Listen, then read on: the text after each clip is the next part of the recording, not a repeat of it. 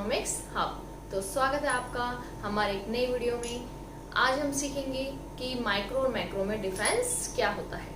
Okay students, इससे पहले की जितनी भी वीडियोस आई हैं वहाँ आपने जो भी अभी तक समझा है उसी को हम लेकर आगे चलते हैं। जैसे कि इससे पहले की वीडियो में मैंने आपको बताया था कि इकोनॉमिक्स क्या है, वीडियो नंबर 1 में। ओके, तो जिन स्टूडेंट्स ने वीडियो नंबर 1 नहीं देखी है तो प्लीज वहां जाकर देखें कि इकोनॉमिक्स क्या है, हम क्या क्या इकोनॉमिक्स के अंदर स्टडी करते हैं। और ये भी मैंने बताया था लास्ट वीडियो में कि इकोनॉमिक्स को 2 पार्ट्स में डिवाइड किया गया था, रेगनर फ्रिश ने माइक्रो एंड मैक्रो में। तो आज हम इसी वीडियो में सीखेंगे कि माइक्रो और मैक्रो में क्या डिफरेंस है।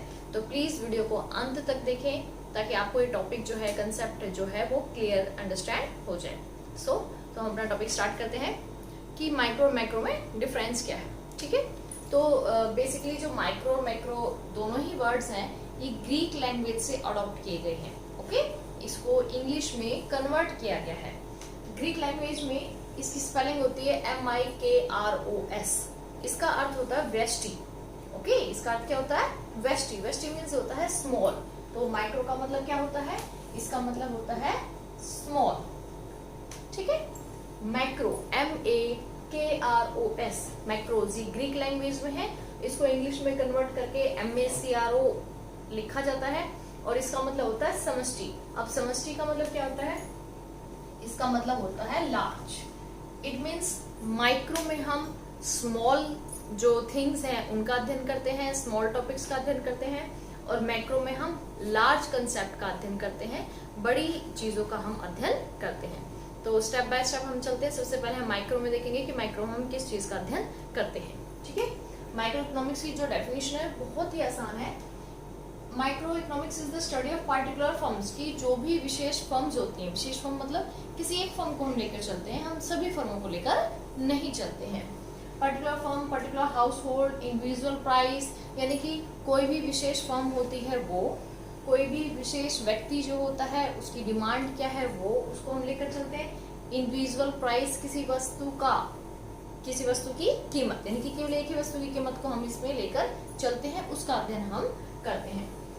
इंडिविजुअल पर्टिकुलर वेज, कोई साधन है, उस पर्टिकुलर साधन का जो किराया है या यूं कहें उसकी जो मजदूरी है वो कैसे निर्धारित होती है।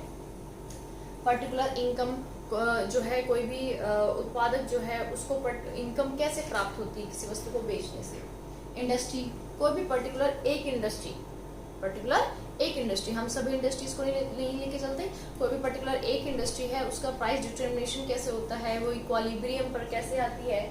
और पर्टिकुलर कमोडिटी, यानी कि कोई भी एक वस्तु। तो बेसिकली हम माइक्रो इकोनॉमिक्स में पढ़ते हैं कि कोई भी एक व्यक्ति, कोई भी एक फर्म, कोई भी एक इंडस्ट्री और कोई भी एक वस्तु जो है, कोई भी एक उद्योगपति जो है, उन सभी का हम इसमें अध्ययन करते हैं। तो जैसे कि मैंने मीनिंग बताया था, माइक्रो का मतलब क्या होता है? स्मॉल होता है। ठीक है, तो इस मीनिंग से आपको पता लग गया होगा कि माइक्रो में हम छोटी छोटी चीजों का अध्ययन करते हैं। एक व्यक्ति, एक फर्म, एक उद्योग, एक परिवार। ओके, तो इसी को, इसमें जितनी भी थ्योरीज हम स्टडी करेंगे वो केवल इंडिविजुअल से रिलेटेड होगी। जैसे कि इसमें हम पहली थ्योरी स्टडी करेंगे, थ्योरी ऑफ डिमांड, कि एक वस्तु की जो कीमत, मांग होती है वो कैसे डिसाइड होती है। आपको पता है मांग जो है सबसे ज्यादा डिसाइड होती है कीमत के द्वारा। तो एक वस्तु की मांग किन किन चीजों पर निर्भर करती है, कैसे डिसाइड होती है, ये हम माइक्रो इकोनॉमिक्स में पढ़ते हैं। थ्योरी ऑफ प्रोडक्शन, कि एक वस्तु की जो है प्रोडक्शन कैसे किया जाता है, किन साधनों की आवश्यकता पड़ती है, और उस वस्तु की मार्केट में जो प्राइस है वो कैसे डिसाइड होता है, और उस वस्तु का जो उत्पादन है मार्केट में वो कितना करना है, कैसे करना है, ये कैसे डिसाइड होता है। मतलब पर्टिकुलर एक ही वस्तु को हम लेकर चलते हैं। प्राइस डिटर्मिनेशन, प्राइस डिटर्मिनेशन का मतलब यहाँ है कि हम इस थ्योरी में ये पढ़ते हैं कि पर्टिकुलर केवल एक ही वस्तु का प्राइस कैसे डिसाइड होता है, या कोई एक मजदूर है उसकी मजदूरी कैसे डिसाइड होती है। ओके, और फैक्टर प्राइसिंग, जितने भी साधन अवेलेबल है उनकी जो साधन कीमत होती है वो कैसे डिसाइड होती है।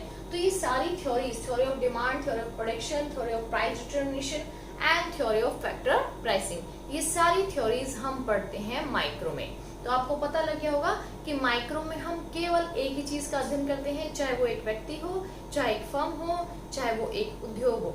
ठीक है, हम एक वस्तु की मांग कैसे डिसाइड होती है, एक वस्तु की कीमत कैसे डिसाइड हो रही है, एक फर्म कैसे अपना इक्विलिब्रियम डिसाइड करती है, एक उद्योग कैसे अपना इक्विलिब्रियम कैसे डिसाइड करती है, या एक मजदूर जो है, साधन जो है जो अवेलेबल है, उनकी कीमत या उनके साधनों की जो कीमत है वो कैसे डिसाइड होती है।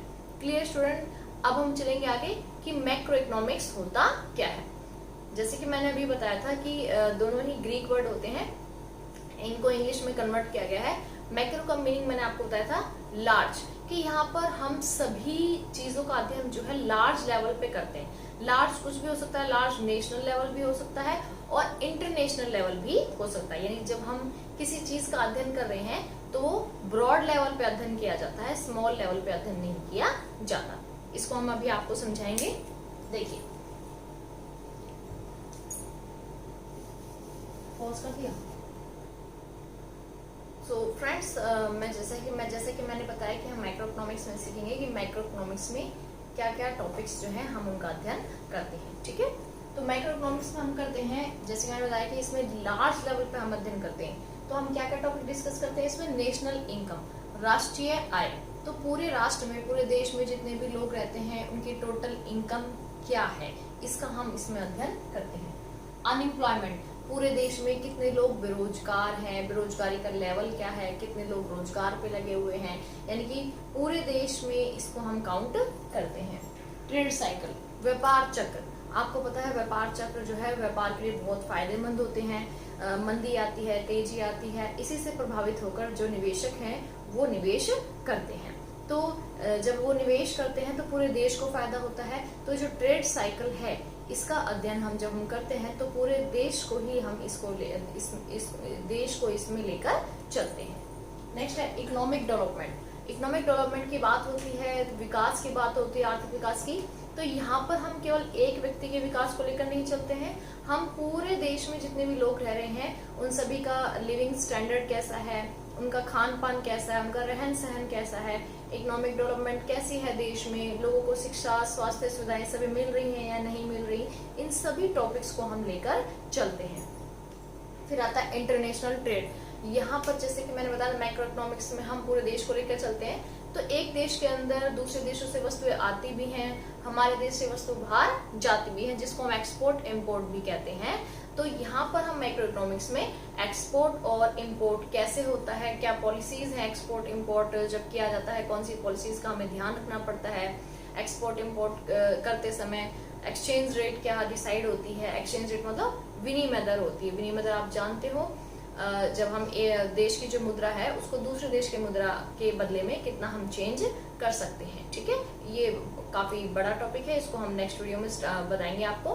तो यहाँ पर हम जो है, और लास्ट आता है आपका मॉनेटरी पॉलिसी।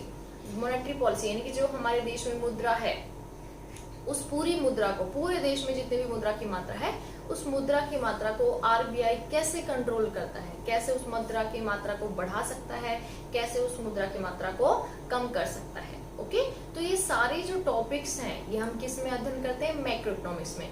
तो आपको पता लग गया होगा कि microeconomics is a broad concept, बहुत ही बड़ा कंसेप्ट है। इसमें हम सभी चीजों का अध्ययन करते हैं जो ना केवल एक व्यक्ति से रिलेटेड होती हैं, ना ही केवल एक फर्म से रिलेटेड होती हैं, ना ही केवल एक इंडस्ट्री से रिलेटेड होती हैं। ये सभी व्यक्तियों, सभी फर्मों और पूरे देश से, इवन देश के बाहर भी इन सभी तत्वों से रिलेटेड होती है। इसको मैं आपको एक ग्राफ के माध्यम से समझाऊंगी। देखिए,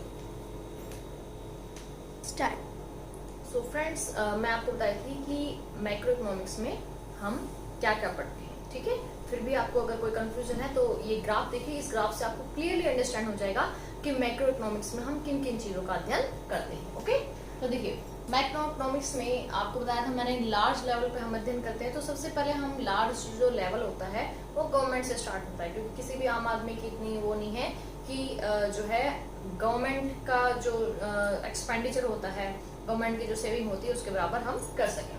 तो गवर्नमेंट से लेकर चलते हैं कि गवर्नमेंट क्या करती है। देखिए, गवर्नमेंट क्या करती है? गवर्नमेंट का काम होता है टैक्स लगाना या सब्सिडी देना। गवर्नमेंट क्या करती है?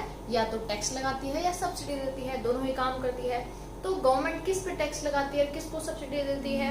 आपको पता है गवर्नमेंट आम आदमी जो है उस पे टैक्स भी लगाती है और उसको सब्सिडी भी देती है। गवर्नमेंट जो है जितनी भी प्राइवेट कंपनीज हैं, कॉरपोरेशंस हैं, उद्योग हैं, उनको भी टैक्स लगाती है, उनकी वस्तुओं पर भी टैक्स लगाती है और उनकी वस्तुओं का उत्पादन करने के लिए उनको सब्सिडी भी देती है। ओके, तो गवर्नमेंट क्या करती है? Transfer subsidy. गवर्नमेंट जो है सब्सिडी ट्रांसफर करती है और साथ ही साथ गवर्नमेंट का क्या रोल है? गवर्नमेंट टैक्स भी लेती है कॉरपोरेशन से। ओके, और कॉरपोरेशन को बदले में क्या देगी? सब्सिडी देगी। इसी तरह गवर्नमेंट क्या करती है? हाउस होल्ड से टैक्स लेती है। ओके, और हाउस होल्ड को बदले में क्या देगी? Transfer subsidy. सब्सिडी का मतलब होता है आर्थिक सहायता, ठीक है ना, जैसे छात्रवृत्ति के रूप में, बेरोजगारी भत्ता के रूप में, वृद्धावस्था पेंशन के रूप में, ये सारी सब्सिडी जो है हाउस होल्ड को दी जाती है। ओके, ये गवर्नमेंट का रोल होता है। और गवर्नमेंट क्या करती है? जो फाइनेंशियल मार्केट होती है हमारी, ठीक है, जो फाइनेंशियल मार्केट होती है जिसमें हमारे बैंक्स आते हैं और भी फाइनेंशियल मार्केट्स हैं, कॉर्पोरेशन है जो फाइनेंस देने का काम करती हैं, पैसे देने का काम करती हैं, तो गवर्नमेंट क्या करती है? जितने भी बैंक्स वगैरह हैं, फाइनेंशियल मार्केट है, उसमें पैसा इन्वेस्ट करती है, या कहें पैसा अपना जो है इनकम जो है अपनी सेव करती है, और जरूरत पड़ने पर जब उसको जरूरत पड़ती है सरकार को तो वो इन फाइनेंशियल मार्केट से पैसा उधार ले भी सकती है। जैसे सरकार जो है मान लीजिए किसी दूसरे देश से डील कर रही है वस्तुओं के लिए, तो उसको जो पैसा चाहिएगा वो आरबीआई से लोन के रूप में ले सकती है, ठीक है ना। इसी तरह मार्केट जो है, ओपन मार्केट जो है, वहां से भी वो पैसा ले सकती है। वर्कफोर्स, वर्कफोर्स कौन होता है? वर्कफोर्स वो आदमी होते हैं जो काम करने के लिए तैयार होते हैं।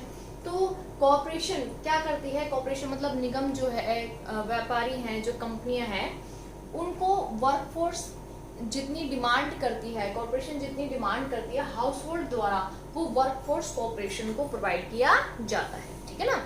मजदूर जितने चाहिए होते हैं वो मजदूर कहाँ से आते हैं? वो आते हैं हाउस होल्ड सेक्टर से, और वो किसको प्रोवाइड किए जाते हैं? वो कॉर्पोरेशन सेक्टर को प्रोवाइड किए जाते हैं, कंपनियों को प्रोवाइड किए जाते हैं, उद्योगों को प्रोवाइड किए जाते हैं, ताकि वो वस्तुओं और सेवाएं प्रदान कर सके। अब बदले में क्या करेगा कॉर्पोरेशन? कॉर्पोरेशन जो है बदले में हाउस होल्ड सेक्टर को इनकम देता है, आय देता है, ठीक है। अब वो आय कहाँ से? देखिए, एक होती है कमोडिटी मार्केट, वस्तु और साधन बाजार, ठीक है ना। कि यहाँ पर क्या होता है कमोडिटी मार्केट में, वस्तु बाजार में, कि जो कॉर्पोरेशन वस्तु बनाता है उस वस्तु को इस मार्केट में बेचा जाता है, और इस वस्तु को खरीदता कौन है? इस वस्तु को खरीदता है हाउस होल्ड सेक्टर। यानी कि कॉर्पोरेशन ने वस्तु बनाई, मार्केट में बेची, ठीक है। मार्केट से वस्तु किसने खरीदी? मार्केट से वस्तु खरीदी हाउस होल्ड सेक्टर ने, आम आदमी ने, ठीक है ना। तो जो हाउस होल्ड सेक्टर ने पैसा खर्च किया है वस्तुओं को खरीदने में, वो इनकम के रूप में किसके पास गई? वो इनकम के रूप में गई वापस कॉर्पोरेशन सेक्टर के पास, और फिर उस इनकम को कॉर्पोरेशन सेक्टर क्या करता है?